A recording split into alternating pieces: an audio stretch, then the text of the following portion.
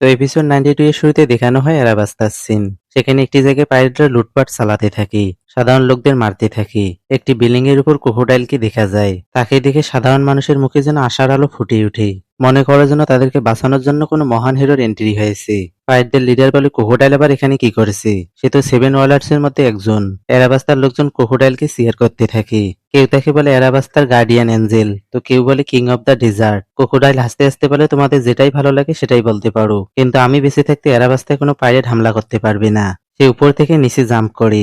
পাইরেটরা সবাই তাদের অস্ত্র ক্রোকোডাইলের শরীরে ঢুকিয়ে দেয়। পাইরেটরা মনে করে সে মারা গেছে, কিন্তু তার শরীর থেকে এক ফোঁটা রক্তও বের হয় না। ক্রোকোডাইল তার হাত উপরে তোলে। কিছুক্ষণের মধ্যেই সেখানে বালু ঝড় শুরু হয়। ঝড় থেমে গেলে দেখা যায় সব পাইরেটরা মরে পড়ে আছে। মনে হচ্ছে যেন তাদের শরীর থেকে সব তরল পদার্থ বের করে নেওয়া হয়েছে। ক্রোকোডাইল তাদেরকে বস্তায় ভরে ওখান থেকে চলে যায়। এরপর সেখানে রাজার সেনারা আসে। একটি সোল্ডার বলে সে আবারও আমাদের আগেই তার কাজ শেষ করে গেছে।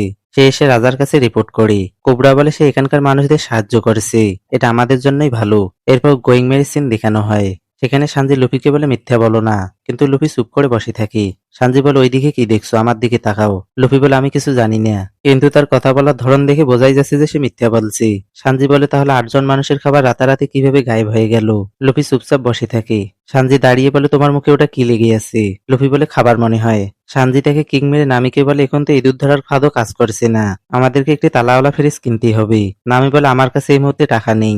এদিকে উসব, সফার আর কারু খাবার খেতে খেতে মাছ ধরতে থাকে। সানজি তাদেরকে উচিত শিক্ষা দেয়। এর পরের সিনে লুফি আর উসব বসে বড়শি দিয়ে মাছ ধরতে থাকে। লুফি বলে, এখনো কেন মাছ ধরেছে না? ভিবি নিচে নেমে বলে, তোমরা কি কিছু ধরতে পেরেছো? কিন্তু নিচে দেখে তার হুঁশ উড়ে যায়, কারণ তারা কারুকে রশি দিয়ে বেঁধে ঝুলিয়ে রেখেছে। লুফি বলে, আমি পাক্কা শিওর কোনো একটি শার্ক টার্ক তো উঠবেই। উসব বলে, আমি তো সিকিং ধরার চিন্তা ভাবনা করছি। এরপর তারা ভিবির হাতে মার খায়। তখনই ভিবির নজর সামনে পড়ে। সমুদ্র থেকে ধোঁয়া উঠতে থাকে। সে গিয়ে নামিকে খবর দেয়। নামি বলে, চিন্তা করার কিছুই নেই, এগুলো হচ্ছে গরম স্ট্রিম। ভিভি বলে, সমুদ্র থেকে আবার স্ট্রিম কিভাবে বের হয়? নামি বলে, এটাকে হটস্পট বলে। ওই হটস্পট নয় যেটা দিয়ে তোমরা মোবাইল ডাটা শেয়ার করো। এগুলো ওইসব জায়গাতেই দেখা যায় যার নিচে ভলকানো রয়েছে। এই ভলকানো যখন ফাটবে তখন 1000 বা 10,000 বছরের মধ্যে এখানে একটা আইল্যান্ড তৈরি হয়ে যাবে। লুফি বলে, আমি যদি এতদিন বেঁচে থাকতে পারতাম। উসব বলে, কোনো মানুষই এতদিন বাঁচতে পারে না। সানজি বলে, তোমরা কি এখনো কিছু ধরতে পারোনি? লুফি বলে, কিছু রান্না করো, আমার অনেক ক্ষুধা লেগেছে। সানজি বলে, তোমরা লোকগুলি হচ্ছে নিরাশাজনক। সে কিচেনে ঢুকে রান্না করার জন্য। তাদের শিপ ধোয়ার মধ্যে ঢুকে পড়ে। বনকেলের সোয়ানটাও এখানে এসে গেছে। এখন কোশ্চেন হলো, তারা এত তাড়াতাড়ি কিভাবে চলে আসলো? এর আনসার হচ্ছে মিস্টার টু এর শিপ মেশিনের মাধ্যমে চলে। তারাও ধোয়ার মধ্যে ঢুকে পড়ে। ধোয়া সরতেই দেখা যায় বনকেলে উধাও, কারণ সে লুফিদের বড়শিতে আটকা পড়েছে। হাত ফসকে সে পানিতে পড়ে যায়। বনকেলি বলে, আমাকে বাঁচাও, আমি সাঁতার কাটতে পারি না। লুফিরা তাকে শিপে তুলে আনে। বনকেলি বলে, আমাকে যেহেতু বাঁচিয়েছো তাহলে 1 কাপ গরম স্যুপের ব্যবস্থাও করে দাও। বাকিরা যেভাবে দাঁত দেখানো শুরু করে, বনকেলি বলে, থাক, লাগবে না। ভেবে উপর থেকে তাকে দেখতে থাকে। বনকেলি বলে, তুমি তো অনেক সুন্দর, তুমি হচ্ছে আমার টাইপের। লুফি বলে, তাহলে তুমিও সাঁতার কাটতে পারো না? বনকেলি বলে, কারণ আমি ডেভিল ফুড খেয়েছি। উৎসব বলে, কেমন পাওয়ারওয়ালা ডেভিল ফুড? বনকেলি বলে, মনে হচ্ছে আমার সে ফিরে আসতে অনেক সময় লাগবে, ততক্ষণ আমি তোমাদেরকে আমার পাওয়ার দেখাতে পারবো। সে লুফিকে ধাক্কা মেরে দূরে পাঠিয়ে দেয়। জোরো তো তার শট রেডি করে ফেলে, কিন্তু সে থেমে যায়, কারণ বনকেলির ফেস পুরো লুফির মতো হয়ে গেছে। তার কথাও লুফির মতো। সে বলে, যদি বাম হাত দিয়ে আমি আমার ফেস টাচ করি তাহলে আমি আবারও আমার আসল রূপে ফিরে আসবো। এটাই হচ্ছে আমার ক্লোন ফুটের পাওয়ার। এরপর সে সবাইকে টাচ করে তাদের নকল করতে থাকে। সে বলে, শুধু বাইরে থেকেই নয়, ভিতর থেকেও হুবহু নকল করতে পারি। সে নামের গুপ্তধন বের করে দেখায়। নামি থেকে পাঁচ মেরে ডাউন করে। এরপর সে ডান্স করতে থাকে। আর এই 3 জন হাতে তালি মারতে থাকে। এতদিনে সে যাদেরকে টাচ করেছিল সবার ফেজ এক এক করে দেখাতে থাকে। তাদের মধ্যে ভিভির বাবার ফেজও ছিল। এটা ভিভিও লক্ষ্য করে। লুফিরাও বনকেলের সাথে ডান্স করা শুরু করে। তখনই তাদের শিপ ফিরে আসে। বনকেলি বলে, বিদায় বলার সময় এসে গেছে। উসুয়াবরা বলে, আমাদের সাথেই থেকে যাও। বনকেলি বলে, দুঃখ করো না দোস্ত, তোমরা জার্নিতে অনেক ফ্রেন্ড পাবে, কিন্তু একটা কথা সবসময় মনে রাখবে, বন্ধুত্ব কখনো এটার উপর নির্ভর করে না যে তোমরা একে অপরকে কতদিন ধরে চিনো। সে তার সন্ডাতে উঠে পড়ে বলে, এখন চলো। তার লোকেরা বলে, অবশ্যই মিস্টার টু বনকেলি সামা। তারা ওখান থেকে চলে যায়। এখন লুফিরা বুঝতে পারে সেই হচ্ছে মিস্টার টু। লুফি ভিভিকে বলে, তুমি কি তাকে চিনতে না? ভিভি বলে, আমি কখনোই মিস্টার টু আর মিস্টার ওয়ান এবং তার পার্টনারকে দেখিনি। সে তার বাবার ফেস দেখার কথাটাও বলে। নামি বলে, সে যদি জানতে পারে যে আমরা তার শত্রু তাহলে অনেক সমস্যা হতে পারে, কারণ সে আমাদের সকলের ফেসেই টাচ করেছিল। এমন হলে তো আমরা একে অপরকে বিশ্বাসও করতে পারবো না। নোটিস করার বিষয় হচ্ছে, বনকেলি কিন্তু সানজির সাথে মিলেনি, কারণ সানজি কিসিনে ছিল। মানে লিটল গার্ডেনের মতো এয়ারকেও সানজি অনেক বড় রোল প্লে করতে চলেছে। জোরে বলে, এটা আমাদের জন্য অনেক ভালো হয়েছে, কারণ আমরা আগে থেকেই তার পাওয়ার সম্পর্কে জানতে পেরেছি। তখনই তাদের শিপ নড়তে থাকে। পানি থেকে একটি বিড়ালের মতো সিকিং উঠে আসে। লুফি আর জোরো তো রেডি হয়ে যায় তাকে মারার জন্য। সানজি দৌড়ে আস্তে আস্তে বলে ওটাকে যেতে দিও না, আজকে মাংসের ব্যবস্থা হয়ে যাবে। কিন্তু ভিভি তাদের তিনজনকেই ডাউন করে দেয়। লুফি বলে তোমার কি মাথা খারাপ হয়েছে নাকি? ভিভি বলে অ্যারাবাস্তাতে সিকেটকে পবিত্র প্রাণী মনে করা হয়, তোমরা সেটা খেতে পারবে না। চপার বলে সমুদ্রে তো অনেক অদ্ভুত প্রাণী রয়েছে। উসব বলে এটা তো কিছুই না, আমি যখন কার্মেলদের সিকিংদের সাথে লড়াই করেছিলাম তাদের সাইজ এটার থেকে অনেক বড় বড় ছিল। লুফি ওয়াপুলের মতো শিপ কামড়াতে থাকে। সত্যি কথা বলতে কি ওয়াপুলের ডেভিল ফ্রুটটি লুফিকেই সবচেয়ে বেশি মানায়। ভেবি বলে সিকার দেখেছি মানে অ্যারাবাস্তা খুবই কাছে, ওখানে গেলেই পেট ভরে খেতে পারবি। আর একটু সামনে আগাতে অনেকগুলো শিপ দেখতে পায় তারা, সবগুলোতে 12 লেখা আছে। উসব ক্যানন রেডি করে ভয়ে ভয়ে বলে আমি কি ফায়ার করে দিব নাকি? লুফি বলে আমাকে আগে খেতেই হবে।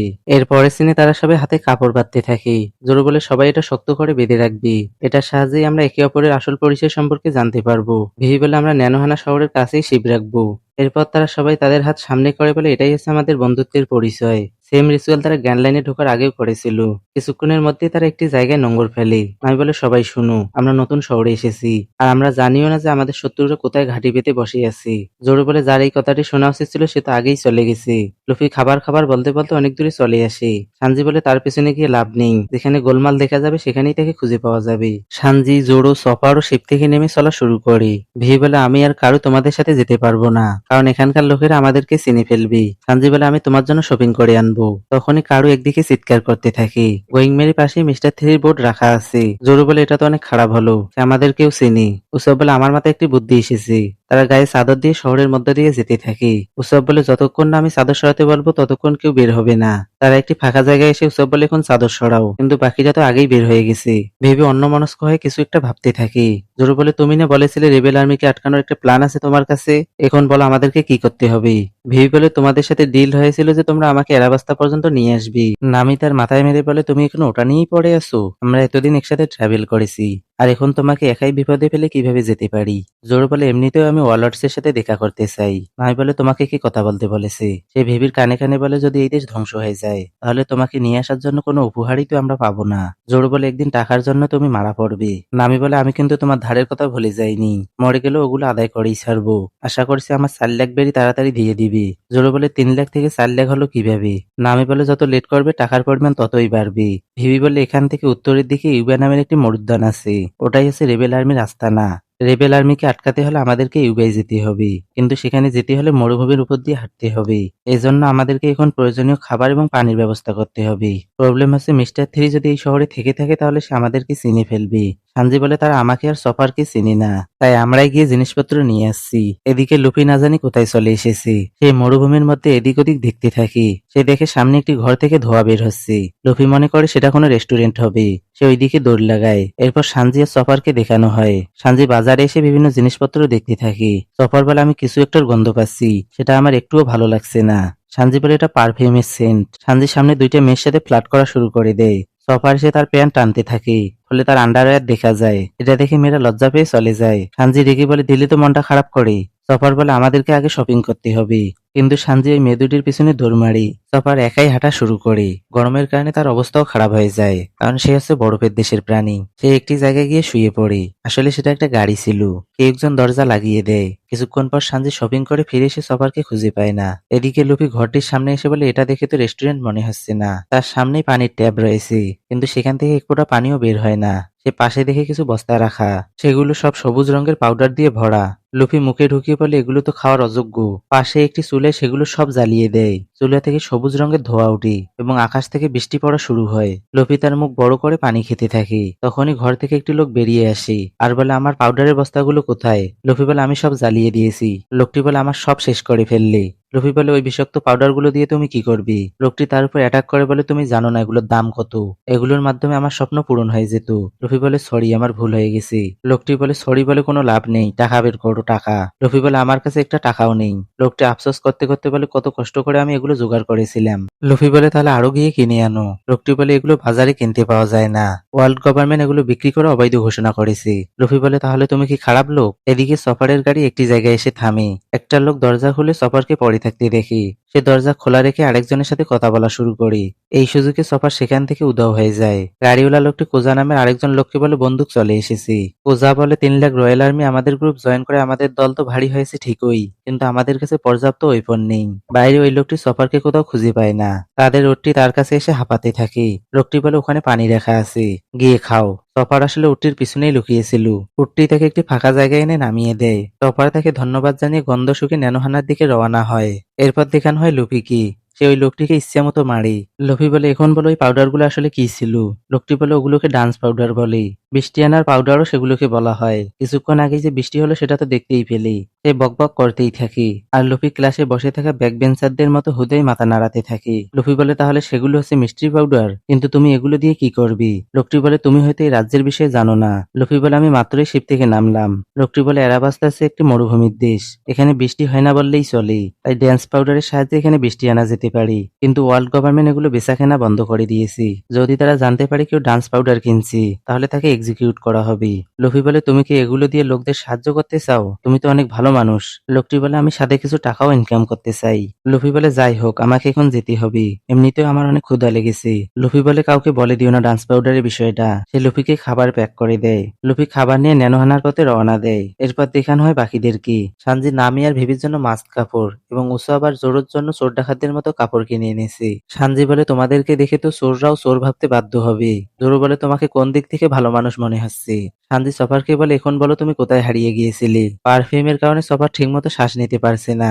আমি আবারও পারফিউম লাগাতে থাকি। উৎসব বলে যেহেতু সবাই চলে এসেছে, তাহলে চলো এখন এগিয়ে যাই। কিছুক্ষণ পর তারা বুঝতে পারে লুফি এখনো ফিরে আসেনি। এরপর দেখানো হয় লুফিকে। সে খাবার খেতে খেতে মরুভূমির মধ্য দিয়ে হাঁটতে থাকে। এদিকে ন্যানোহানে একজন নতুন ক্যারেক্টারকে দেখানো হয়। তার নাম আছে এস, যে লুফি আর ব্ল্যাকবিয়ার্ডের খোঁজ করছিল। একটি দোকানদার তাকে বোকা বানানোর চেষ্টা করছে। দোকানদার বলে এটা হচ্ছে সোনার আপেল। বলা হয় এই আপেলে কেউ একটি কামড় বসালে সে 1000 বছর বেঁচে থাকতে পারবে।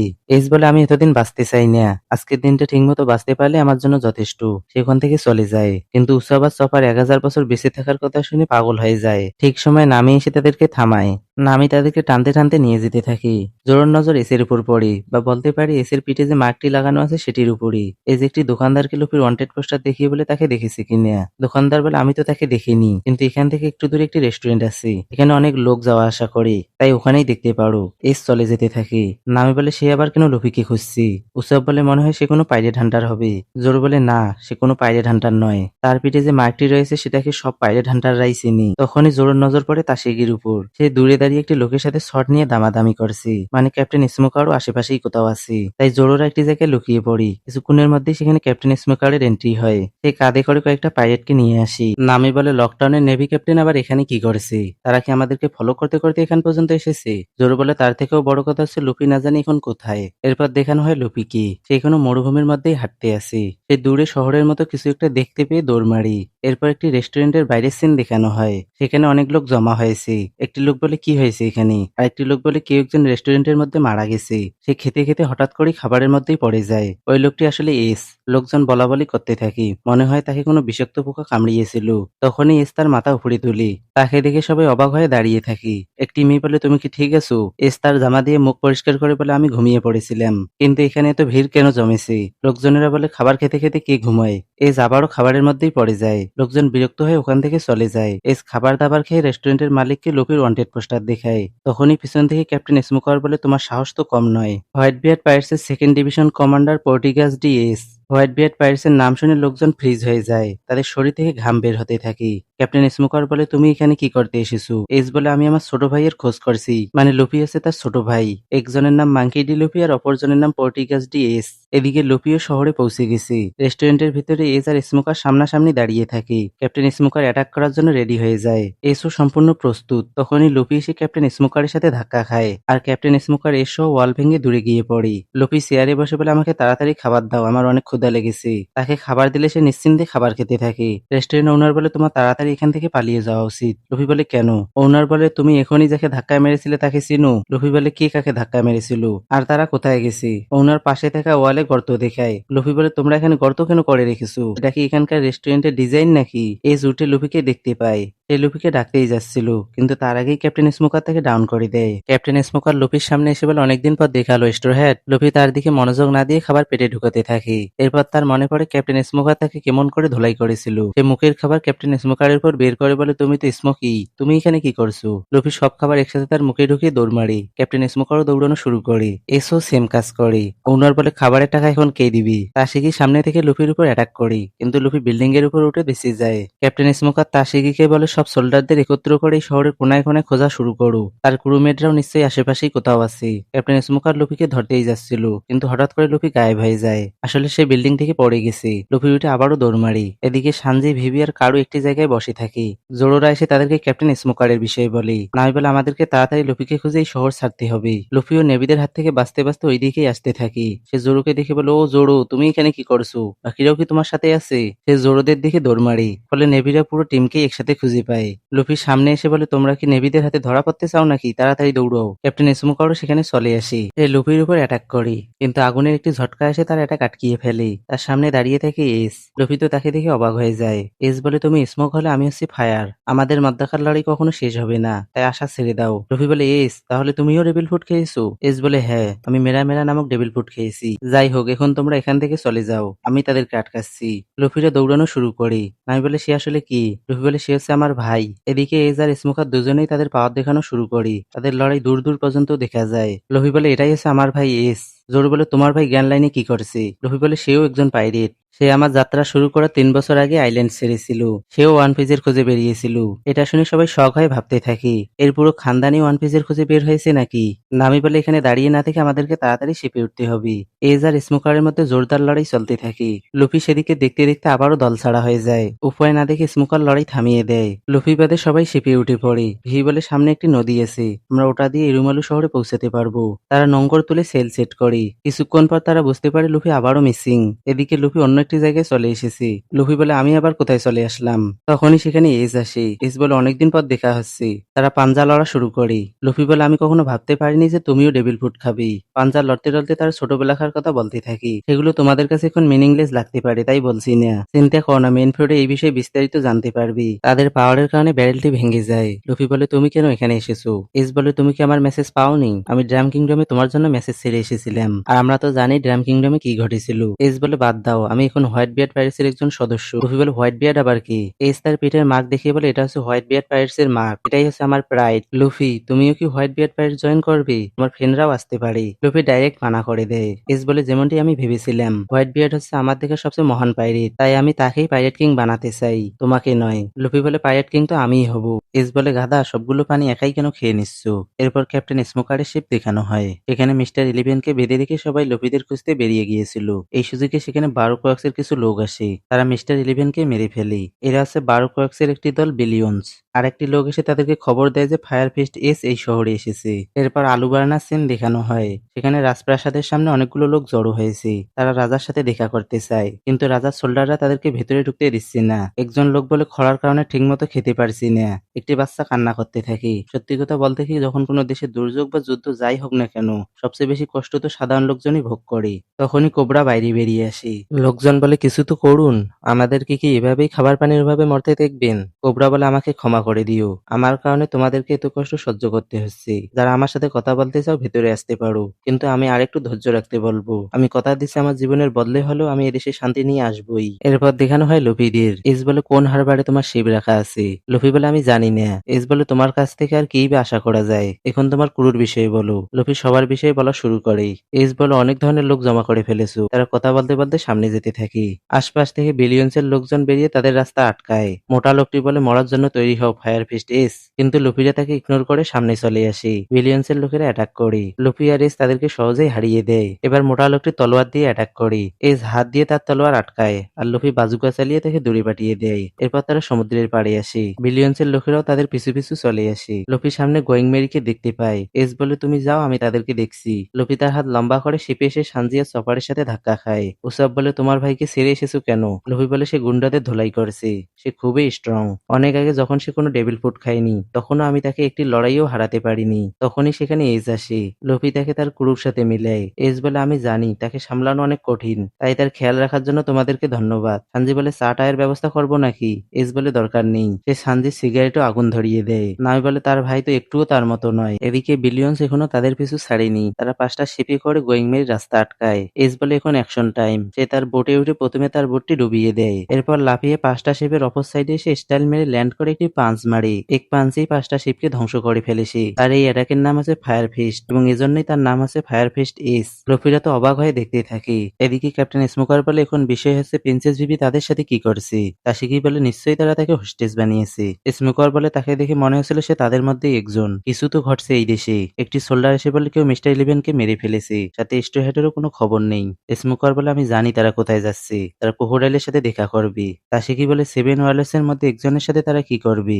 স্মোকার বলে এটা তো আমরা ওখানে গিয়েই জানতে পারবো। তাশিকি বলে ওয়ার্ল্ডস তো নেভিদের বন্ধু। স্মোকার বলে পাইরেট সবসময় পাইরেটই হয়, এজন্য আমি ওয়ার্ল্ডস কে কখনোই পছন্দ করি না, বিশেষ করে ওই ক্রোকোডাইলকে। এরপর দেখানো হয় গোয়িং মেরির সিন। সেখানে ভিবি একটি চিঠি লিখতে থাকে। সানজি বলে খাবার তৈরি হয়ে গেছে। লুফি আর উসাব রাইস বল দিয়ে খেলা শুরু করেছে। সানজি তাদেরকে মেরে বলে খাবার দিয়ে কেন খেলা করছো। সফার আরাম করে শুয়ে বাতাস খেতে থাকে। আসলে জোরো ডাম্বল দিয়ে প্র্যাকটিস করছি আর তারই বাতাস সফার উপভোগ করছি। ভেবে নামিকে বলে আমাদেরকে একটু নামতে হবে, আমি কারুর দ্বারা একটি গুরুত্বপূর্ণ চিঠি পাঠাবো। সে কারুর গলায় চিঠিটি বেঁধে দেয়। কারু দৌড়ানো শুরু করে। শিপে জোরো আর এস কথা বলতে থাকি। এস বলে আমি শুনেছিলাম ক্রোকোডাইল দেশকে কবজা করতে চাচ্ছে। একজন পাইরেট একটি দেশকে কন্ট্রোল করবে, এটা শুনতেও আজব লাগে। পাইরেটরা তো তৈরি হয় সমুদ্রে যাত্রা করার জন্য। এরপর ক্রোকোডাইলকে দেখানো হয়। মেয়ে জল ছান্ডে বলে আমি মাত্রই খবর পেলাম বিলিয়ন্সের শিপ কেউ ডুবিয়ে দিয়েছে। ক্রোকোডাইল বলে বিলিয়ন্সকে রিপ্লেস করার মতো আমাদের কাছে অনেক লোক আছে, এখন যারা আমাদের রাস্তায় আসবে তাদেরকে মারার ব্যবস্থা করো। মেয়ে জল ছান্ডে বলে আমি লিজার্ড রানারকে পাঠিয়েছি অন্যদের সাথে যোগাযোগ করার জন্য।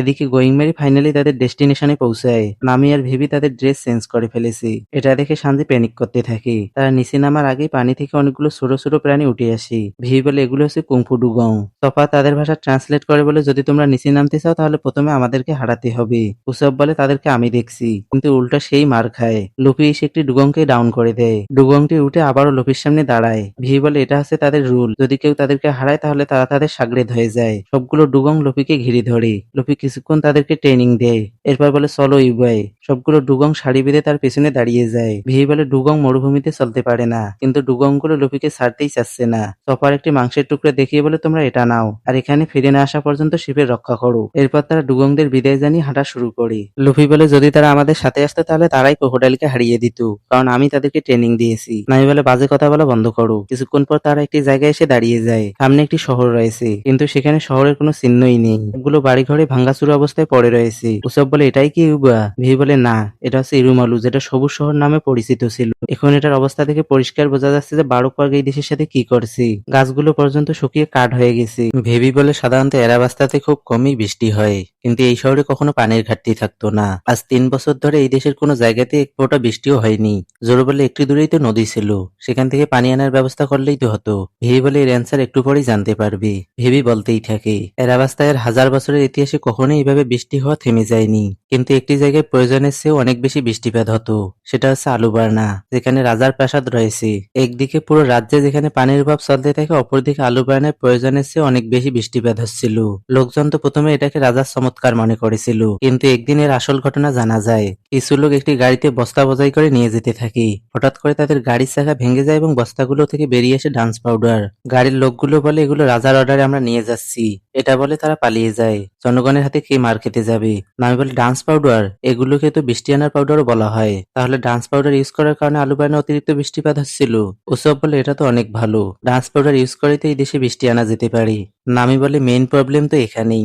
ডান্স পাউডার বাতাসের সাথে মিশে আশেপাশের এলাকা থেকে জলীয় বাষ্প টেনে নিয়ে আসে এবং বৃষ্টিপাত ঘটায়। এগুলো যেখানে ইউজ করা হয় সেখানে কৃত্রিমভাবে বৃষ্টিপাত হলে আশেপাশের এলাকায় বৃষ্টিপাত সম্পূর্ণরূপে বন্ধ হয়ে যায়।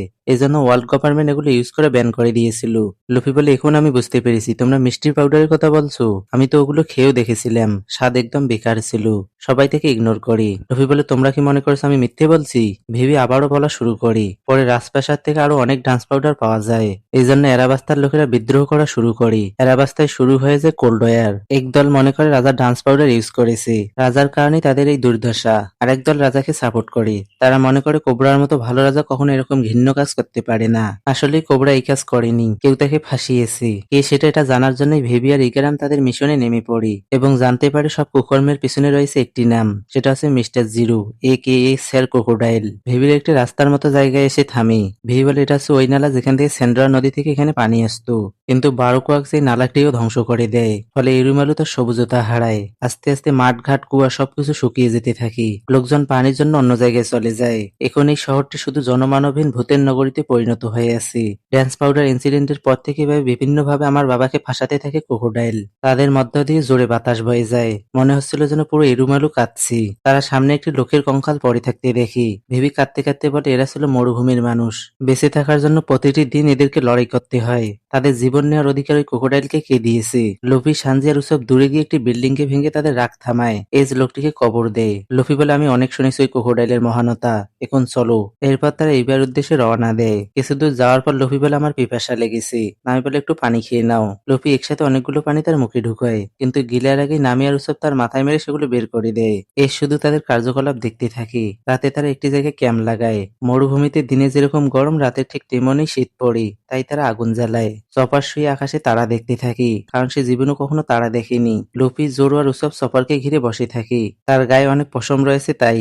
এজ একটি জায়গায় বসে থাকে। ভেবি এসে মায়ের কাছে মাসির গল্প মানে এসের কাছে লুফির গল্প করতে থাকে। ভেবি বলে তুমি নিশ্চয়ই লুফিকে দেখে অবাক হয়েছো, তাকে দেখে ক্যাপ্টেন মনেই হয় না। অন্য পাইরেটরা তাদের ক্যাপ্টেনকে কত রেসপেক্ট করে, কিন্তু তুমি তো দেখতেই পেয়েছো তারা সবসময় মারামারি করতেই থাকে।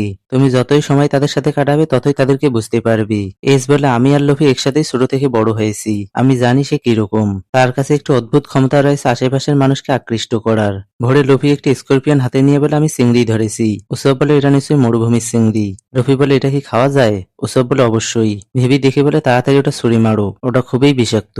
লুফি উসবকে বলে তাহলে এটা তুমিই নাও। উসব বলে ওটা দিয়ে আমি কি করব? লুফি সেটা দূরে ছুরি মারে। তখনই সফার কিছু একটা ফিল করতে পারে। সে বলে কিছু একটা এদিকে আসছে। তাদের দিকে মরু ঝড় আসতে থাকে। ঝড় কেটে যেতেই সবাই বালুর নিচ থেকে বের হয়ে আসে। এরপর তারা আবারও হাঁটা শুরু করে। লুফি বলে আমার অনেক ক্ষুধা লেগেছে, সানজি খাবার বের করো। সানজি বলে যতক্ষণ না ভেবিচান বলবে ততক্ষণ আমি খাবার বের করব না। লুফি ভেবিকে মানানোর চেষ্টায় লেগে পড়ে। ভেবি বলে আমরা এখনো 10 ভাগের 1 ভাগ রাস্তাও পার হতে পারিনি। লুফি বলে তুমি তো অনেক বোকা, তুমি কি ওই প্রবাদটি শোনোনি যে যখন তোমার ক্ষুধা লাগে তখন খাও? ভেবি বলে ঠিক আছে, আমরা সামনে যখন কোনো পাথর দেখতে পাবো সেখানে বসেই খাবো। লুফি বলে তাড়াতাড়ি চলো, আমাদেরকে পরের পাথরে যেতে হবে। যে রক পেপার সিজারে জিতবে সেই সবার বস্তা বহন করবে, কিন্তু লুফি জিতে যায় তাই তাকেই সবার বস্তা নিয়ে যেতে হয়। সে সবার পিছনে পড়ে থাকে। উসব তার বাইনোকুলার দিয়ে দেখে বলে আরেকটু দূরে পাথর দেখা যাচ্ছে। এটা শোনা মাত্রই লুফি সবার আগে সেখানে পৌঁছে যায়। সে এসেই বালুতে শুয়ে পড়ে। সামনে অনেকগুলো পাখি পড়ে আছে। লুফি এটা দেখতে পেয়ে আবারও ফিরে এসে চপারকে নিয়ে যায়, কিন্তু তারা এসে দেখে সেখানে কোনো পাখিও নেই আর তাদের বস্তাগুলোও নেই। ভিহি বলে আমার আগেই বলা উচিত ছিল, এগুলো হচ্ছে মরুভূমির দস্যু পাখি, তারা মানুষকে বোকা বানিয়ে তাদের খাবার দাবার ছিনিয়ে নেয়। উৎসব বলে পাখিরা পর্যন্ত ধোকাবাজি খেলছে, কি দিনকাল এসে পড়লো। লুফি বলে আমি তাদেরকে ছাড়বো না, তারা আমাকে বোকা বানিয়েছে। সানজি বলে তুমি তো বোকাই, বানানোর কি আছে। তারা লড়াই করা শুরু করে। তাদের সামনে পাখিরা স্টাইল মেরে পানি খেতে থাকে।